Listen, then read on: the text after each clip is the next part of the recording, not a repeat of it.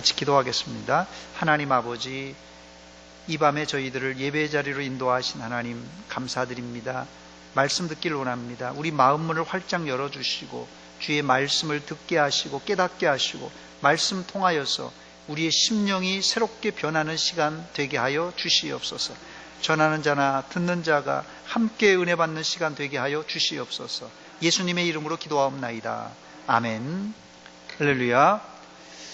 오늘부터 생활 방역으로 이렇게 변화가 됐지만 우리가 경계를 늦추면 안 될 것 같습니다. 여러분들이 특별히 교회당에서 예배당에서 모일 때 이런 방역을 좀 신경 써서 여러분들이 협조를 잘 해 주시기 바랍니다. 오늘은 바울 사도가 쓴 로마서 1장을 중심으로 죄란 무엇인가, 죄는 무엇인가에 대해서 한번 살펴보겠습니다. 현대인들이 싫어하는 단어 중에 하나가 죄라는 단어입니다. 그러나 역설적으로 기독교는 죄를 다루는 종교이고 죄를 해결할 수 있는 종교입니다. 죄에서 자유와 구원을 얻으려면 우리 안에 있는 죄를 소멸시켜야 가능한데, 불행히도 아담의 육신을 입고 태어난 인간에게는 죄를 없앨 수 있는 방법이 없습니다.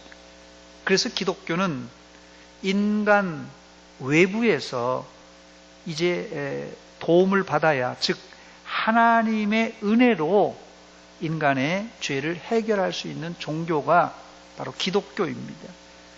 죄인은 누구나 무시무시한 지옥에 가야 되지만 예수님의 십자가를 믿는 자마다 죄를 용서받고 구원에 이르게 되는 것입니다.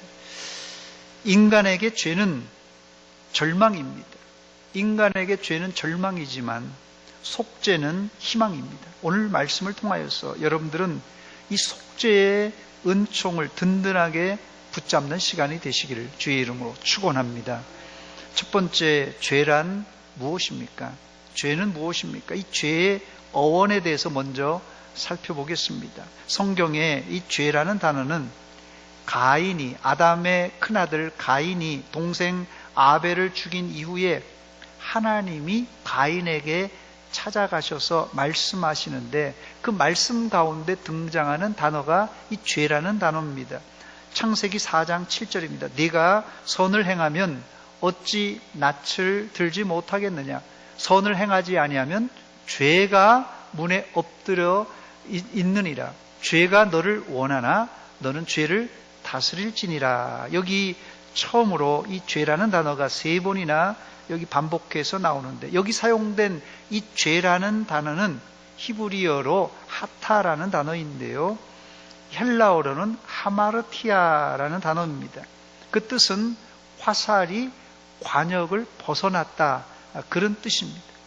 여기서 말하는 이 관역은 하나님이 인간에게 주신 인간 삶의 표준 혹은 목표를 의미합니다. 즉 죄란 하나님의 목표에 빗나갔다, 그런 뜻입니다. 또 죄를 한자 표기 방식으로는 불법이라 이렇게 표기합니다. 요한 1서 3장 4절에 보니까 죄를 짓는 자마다 불법을 행하나니 죄는 불법이라 그랬습니다. 더 나아가 죄는 하나님의 말씀을 거역하여 하나님을 진노시키는 행위입니다. 하나님을 진노시켜요. 신명기 9장 7절 말씀 보니까 너는 광야에서 네 하나님 여호와를 경노하게 하던 일을 잊지 말고 기억하라. 내가 애굽 땅에서 나오던 날부터 이곳에 이르기까지 늘 여호와를 거역하였다, 이렇게 말합니다. 죄는 무엇이냐? 죄는 하나님의 말씀, 하나님의 법을 어기는 불법으로 하나님의 마음을 경록해 만드는 행동입니다. 두 번째, 이 죄를 이 교리에서는 뭐라고 합니까? 교리에서는 죄를 뭐라고 합니까? 그것이 소요리 문답 제14번 문제가 죄가 무엇인가라는 질문입니다. 여기에 대한 답은 죄는 하나님의 법을 순종함에 부족한 것이나 혹은 어기는 것이라 이렇게 기록하고 있습니다. 여기서 우리는 죄를 두 가지로 구분할 수 있는데, 첫 번째 죄는 하나님의 법을 순종함에 있어서 부족한 것이 죄고, 두 번째로는 하나님의 법을 어기는 것입니다. 하나님의 법에 부족한 것이 소극적인 죄라면 하나님의 법을 어기는 것은 적극적인 죄입니다.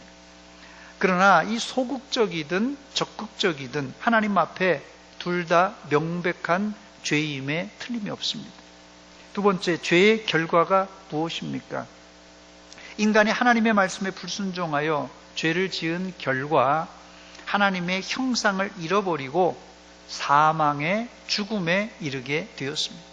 웨스트민스터 신앙고백서 제6장 인간의 타락, 죄, 형벌이라는 항에 보면, 제2항에 보면은 이 죄로 말미암아 그들은 본래의 의의를 잃게 되었고 하나님과의 교통도 끊어지게 되었다, 이렇게 기록하면서, 그래서 죄로 죽게 되었고 영과 육의 모든 기능들과 기관들이 전적으로 더럽혀지고 말았다, 이렇게 말합니다. 죄의 결과는 인간이 상상하지도 못한 엄청난 파장을 가지고 왔는데, 그것이 첫째, 인간은 죄를 지음으로 본래의 의의를 잃고 말았습니다. 소요리 문답 문제 13번에 우리 시조가 창조함을 받은 본 지위에 그대로 있었는가? 창조받은 대로 그 본 지위를 그대로 유지하고 있었는가? 이런 질문의 답변은 우리 시조가 임의대로 자유함을 인하여 마음대로 했다는 게 방종했다는 거, 임의대로 자유는 방종한 것입니다. 하나님께 죄를 범함으로 창조함을 받은 본 지위에서 타락하였다입니다. 창조 때 주셨던 하나님의 지위, 그 본 지위를 잃어버렸다는 말씀입니다. 두 번째, 사람이 죄를 지음으로 하나님과의 이 교통이 끊어지고 말았어요. 이런 단절을 신학적으로는 사망 혹은 죽음이라고 표현합니다. 창세기 2장 17절입니다. 선악을 알게 하는 나무의 열매는 먹지 말라. 내가 먹는 날에는 반드시 죽으리라 그러셨어요.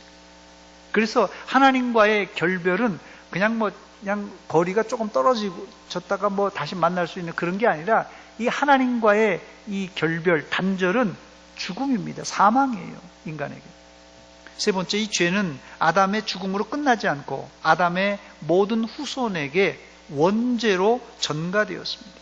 로마서 5장 12절에 보니까 그러므로 한 사람으로 말미암아 죄가 세상에 들어오고 죄로 말미암아 사망이 들어왔나니 이와 같이 모든 사람이 죄를 지었으므로 사망이 모든 사람에게 이르렀느니라 그랬어요. 한 사람의 범죄로 온 인류가 죄인이 된 것은 사실상 비극 중에 비극입니다. 세상에 한 사람이 잘못했는데 이게 전부 다 죄인이 되고 말았어요. 동시에 이것은 또 소망을 가져다 주는 말인데, 한 사람 예수님의 순종으로 모든 사람이 죄사함을 받게 되었다는 사실입니다. 로마서 5장 19절입니다. 한 사람이 순종하지 않으므로 많은 사람이 죄인 된 것 같이, 그렇게 똑같이 한 사람이 순종함으로 많은 사람이 의인이 되었다, 이렇게 말씀하고 있습니다. 그래서 아담이 지은 죄로 인해서 아담 후손들에게 원죄로 다 전가되었다는 것입니다.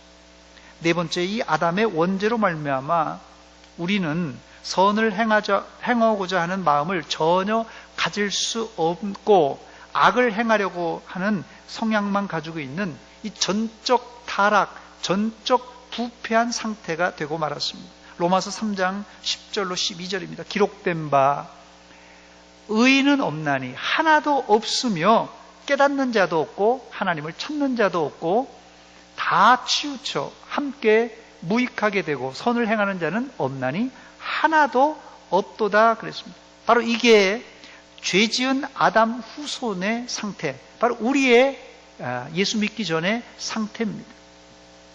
세 번째, 오늘 본문은 이 바울 사도가 로마에 사는 로마인들의 심각한 죄를 지적하며 경고한 내용입니다.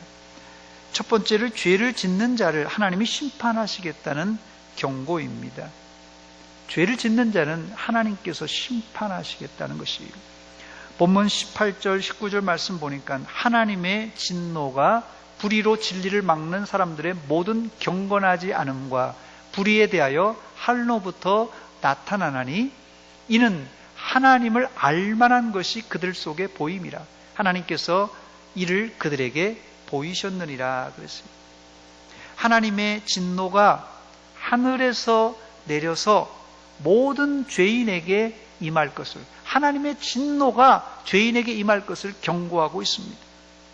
그러나 하나님은 언제든지 이 진노와 심판을 내리실 때 그냥 화가 난다고 그냥 막 진노하시고 심판하시는 게 아니라 참고 또 참다가 이 심판을 내리십니다. 노아와 이 소돔과 고모라 시대를 심판하실 때 하나님은 이 노아를 통하여서 세상 사람들에게 홍수를 경고하셨어요. 또 롯을 통하여서 소돔성을 멸망될 것이라고 경고했습니다. 그런데 어떻게 됐습니까? 그런데 이들은 하나님께서 심판하시겠다는 말을 농담으로 여기다가 멸망당하고 말았습니다. 하나님은 멸망당한 자들에게 항변할 수 없도록 오늘 이 본문에 보니까 그들에게 하나님을 알만한 지식을 넣어주셨어요. 본문 19절 20절입니다. 이는 하나님을 알만한 것이 그들 속에 보임이라. 하나님께서 이를 그들에게 보이셨느니라. 창세로부터 그의 보이지 아니하는 것들, 곧 그의 영원하신 능력과 신성이 그가 만드신 만물에 분명히 보여 알려졌나니 그러므로 그들이 핑계하지 못할지니라 그랬어요. 여기 보다라는 단어를 3번이나 연거푸 쓰고 있는데 하나님은 노아 시대와 소돔과 고모라 시대 사람들에게 소위 얘기하는 깜깜이 심판이 아니었어요. 이 노아 시대도 깜깜이 심판이 아니었어요. 소돔과 고모라 시대도 깜깜이 심판이 아니라 노아와 롯을 통하여서 미리 심판이 있을 것을 예고하셨습니다. 그러나 롯의 사위는 농담으로 여겼고 또 다른 사람들은 설마 하다가 심판에 이르고 말았던 것입니다. 그러므로 그들은 심판을 핑계하거나 항거할 수가 없습니다. 두 번째, 그런데 이 바울 사도가 지적한 로마 사람들의 죄를 살펴보면 우리의 상상을 초월하는 목록들입니다.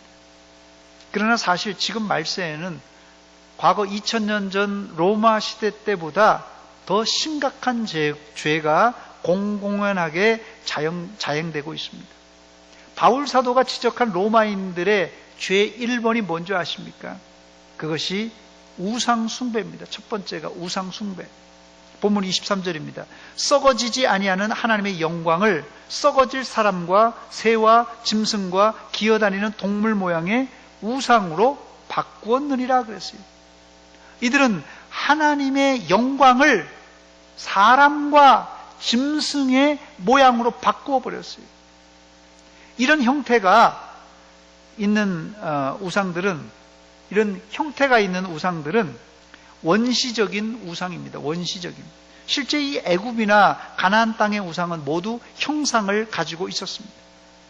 예를 들면 고대 인간들은 이 애굽만 해도 해를 그들의 우상으로 섬겼어요. 해, 달, 별, 사자, 소, 염소, 물고기 등등 형상을 하나님의 모습으로 형상화시켰습니다.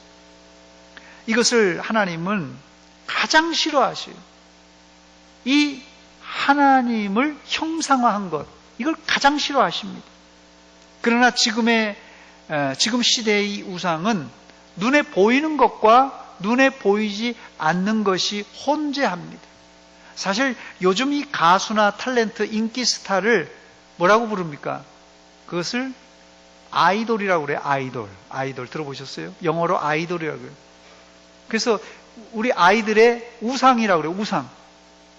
영어로 이 아이돌이라는 단어는 정확하게 우상이라는 뜻입니다. 아이돌.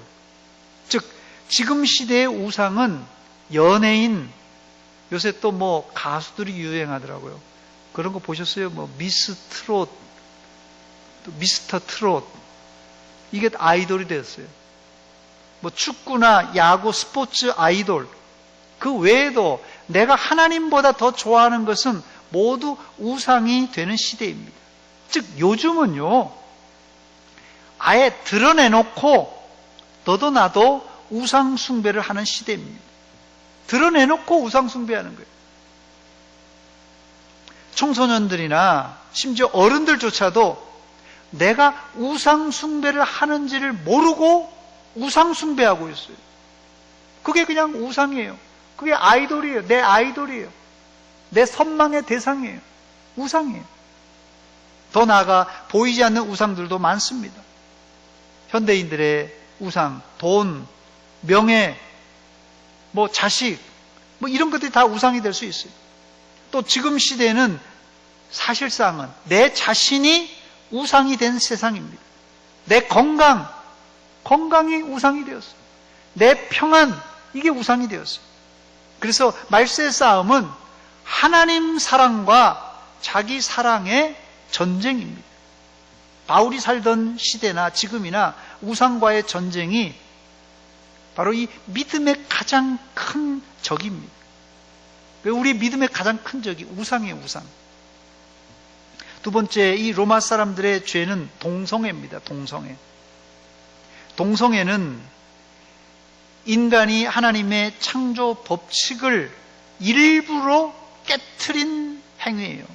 동성애는 하나님의 이 질서, 창조 법칙을 일부러 깨트린 겁니다. 누가 봐도 남자와 여자가 결혼해야 정상 아니겠습니까? 그런데 세상은 남자끼리 결혼하고 여자끼리 결혼해서 남자가 만나서 부부라고 그러고 여자가 만나서 부부라고 그러고 가정을 꾸밉니다. 뭐 남자들끼리 만났으니까 아이를 못 낳잖아요. 여자들끼리 만났으니까 아이를 못 낳잖아요. 그래서 아이를 아예 하나 입양해서 키웁니다. 남자들끼리. 남자가 하나는 남편이라고, 하나는 아내라고 그러고. 아이를 입양해서 키워요. 이 아이는 이게 누가 아빠인지 엄마인지. 남자 엄마를 엄마라고 그러고. 이거 얼마나 헷갈리겠어요. 아이들이 입양해서 왔는데 아빠가 여자야. 엄마도 여자고. 아이가 도대체 이게 헷갈려서 어떻게 살겠습니까? 동성애는 여러분 단순한 탈선이 아니라 하나님의 창조 질서를 파괴하고 부인하는 행동입니다. 어쩌면 제가 이런 동성애 설교를 하다가 붙잡혀 갈지도 모릅니다. 앞으로는 이제 이제 법이 입법되고 국회에서 이 동성애 설교 못하게 입법되면은 지금 미국이나 몇몇 나라들은요 목사도 이 동성애가 죄악이라고 공개적으로 설교하면 이게 잡혀가는 시대입니다. 로마서 1장 21절에 보니까 그와 같이 남자들도 순리대로 여자 쓰기를 버리고 서로 향하여 음욕이 불릴 듯하며 남자가 남자와 더불어 부끄러운 일을 행하여 그들의 그릇 때문에 상당한 보응을 그들 자신이 받았느니라 그랬습니다. 그래서 이 2000년 전에 이미 사실 소돔과 고모라 성 사람들이 사실 이 동성애가 심각했습니다. 벌써 3000년, 4000년 대예요. 동성애는 그냥 어제 오늘의 일이 아니라 3000년, 4000년 어떻게 보면은 이 죄악이 시작되면서 출발했는지도 모릅니다. 세 번째, 그 다음 죄는 하나님의 형상을 만든 우상 숭배와 이 동성애로 인해 나타나는 부수적인 죄악들입니다.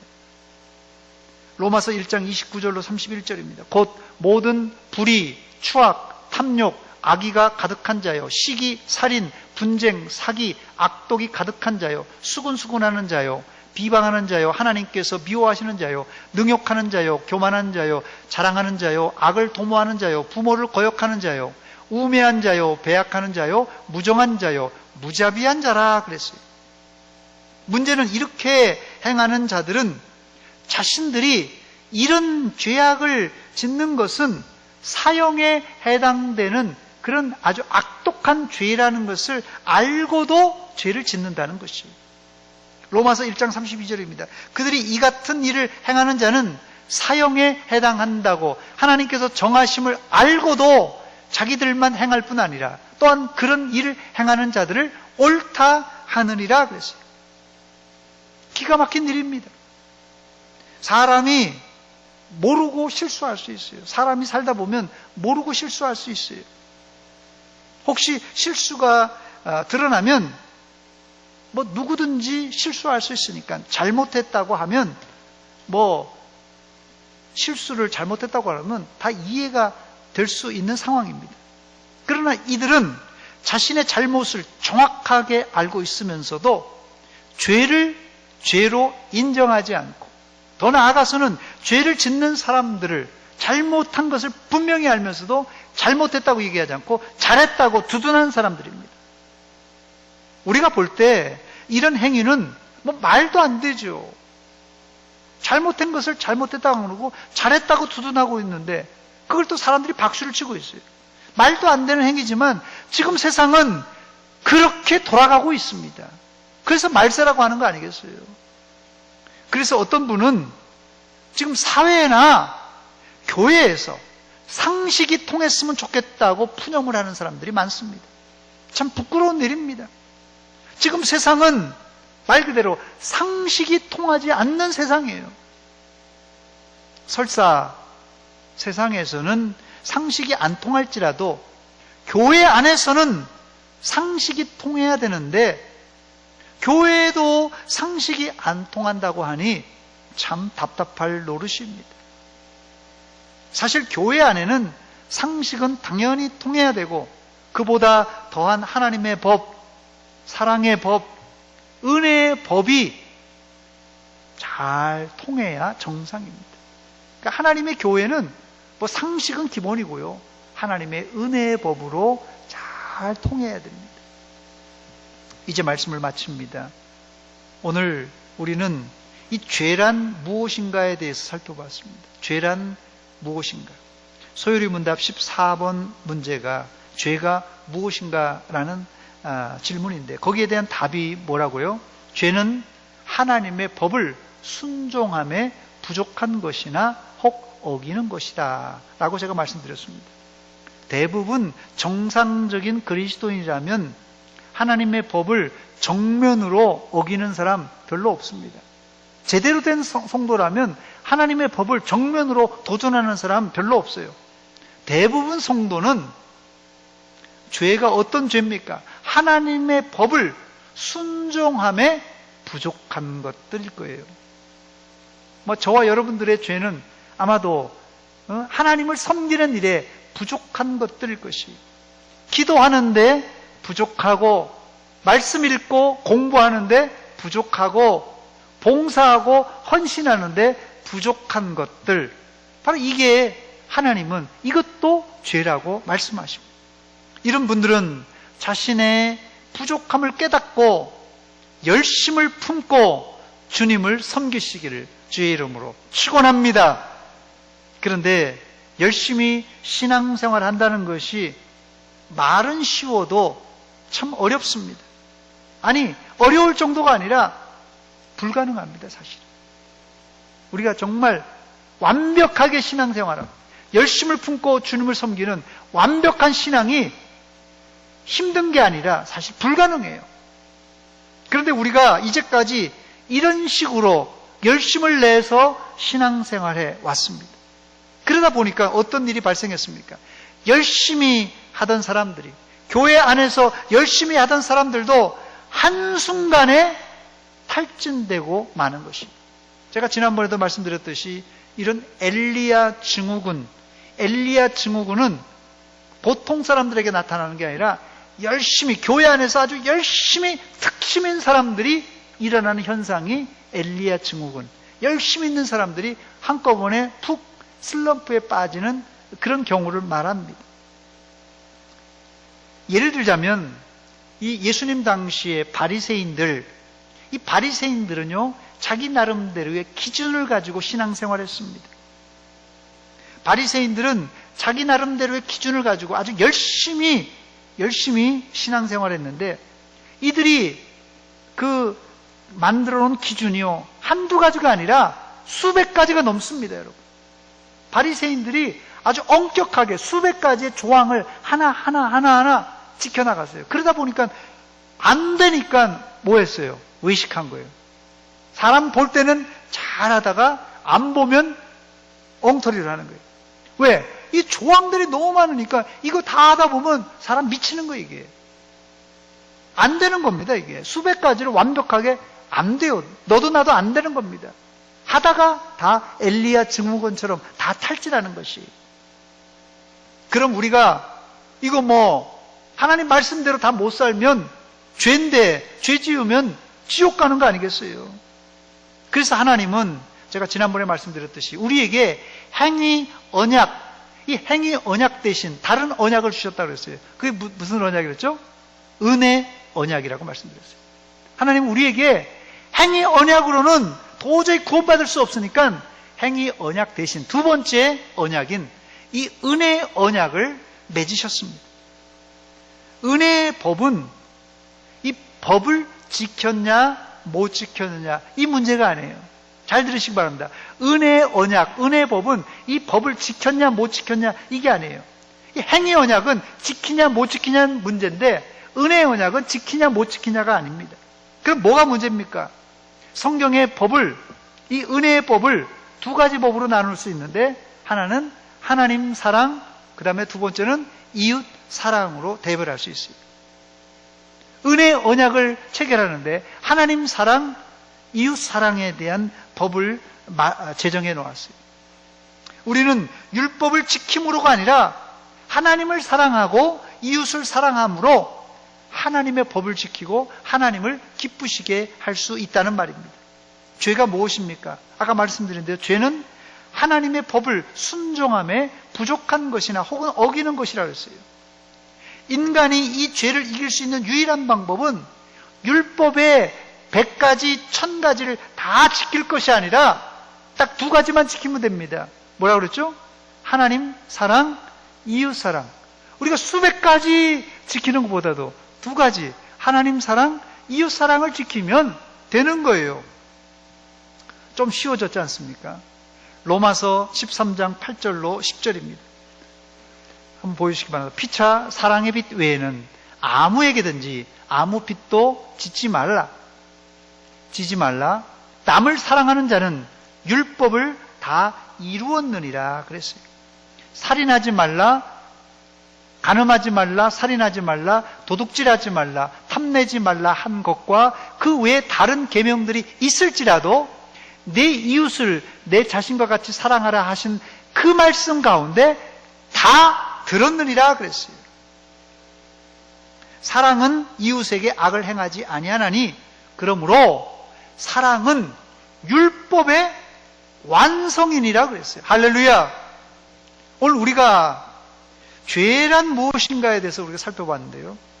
죄의 결과, 인간은 완전한 파괴, 죽음을 맞이했는데 이 죄를 예수 그리스도의 십자가의 은혜로 사해 주셨습니다. 할렐루야! 이제 우리는 우리 죄를 속해 주신 하나님을 사랑하고 동시에 이웃을 사랑함으로 온 율법과 선지서를 이루는 성도가 될 수가 있습니다. 그러므로 여러분들은 이제부터 내가 죄를 지을까 말까 이게 문제가 아니에요. 내가 죄를 지을까 말까 고민하지 마시고 하나님을 어떻게 사랑할까, 이웃을 어떻게 사랑할까, 여러분의 이 생각을 바꿔야 됩니다. 죄를 지을까 말까 하면요, 그거 틀림없이 죄 짓습니다. 죄 잘 안 지으려면 그런 게 무슨 생각이 있겠어요? 아이고, 기도할까 말까, 말씀 읽을까 말까. 안 읽고 싶어서 그런 거 아니겠어요? 기도 안 하고 싶어서 기도할까 말까 하는 거 아니겠어요? 기도하고 싶으면 기도하는 거죠, 뭐. 그런데요, 여러분, 이게 사랑의 법으로 바꾸면 내가 하나님 사랑하는 거예요. 그러면 기도할까 말까가 아니라 하나님과 교제하고 싶어서 기도의 자리로 나오는 거예요. 내가 말씀 읽을까 말까 그게 고민이 아니라 내가 하나님을 사랑하니까 말씀을 사모하는 거예요. 그러니까 차원이 달라집니다. 우리가 이 율법을 지킬까 말까 여기 행위 언약에서 벗어나기 위해서는 하나님을 내 몸과 마음과 뜻과 정성을 다하여 내 목숨을 다하여 지극히 사랑하는 것이에요. 동시에 내 이웃을 내 몸처럼 사랑하는 것입니다. 그래서 하나님 사랑, 이웃 사랑을 이루는 자는 온 율법과 선지서를 다 이루는 그 모든 율법을 이룬 자와 같다고 이렇게 성경은 말씀하고 있습니다. 이제 여러분들은 내가 뭘 할까 말까 고민하지 마시고 하나님을 어떻게 사랑할까, 이웃을 어떻게 사랑할까 고민하는, 즉 죄를 뛰어넘어 사랑이 충만한, 사랑하고 싶은 마음으로 가득 찬 그런 사랑의 사람들이 다 되시기를 주의 이름으로 축원합니다. 기도하겠습니다. 하나님 우리 아버지, 은혜와 사랑 감사드립니다. 이제까지 우리가 하나님의 말씀을 지킬 것인가 지키지 않을 것인가 고민하고 또 방황했습니다. 이제 우리의 차원을 예수 그리스도께서 십자가에서 대속하신 그 은혜를 생각하고 은혜로 하나님을 뜨겁게 사랑하고 이웃을 내 몸같이 사랑하는 사랑의 성도들 다 되게 하여 주시옵소서. 우리 가정 안에, 우리 교회 안에, 우리 국가 안에 여러 가지 다툼과 시기와 질투와 미움들이 있습니다. 하나님, 우리가 하나님의 법을 이룬 것처럼 하나님 사랑, 이웃 사랑으로 이 모든 미움과 시기와 다툼을 덮어버리게 하시사 하나님의 사랑으로 덮음으로 하나님 모든 것이 은혜와 사랑으로 넘쳐나게 하여 주시옵소서. 예수님의 이름으로 기도하옵나이다. 아멘. 찬송가 206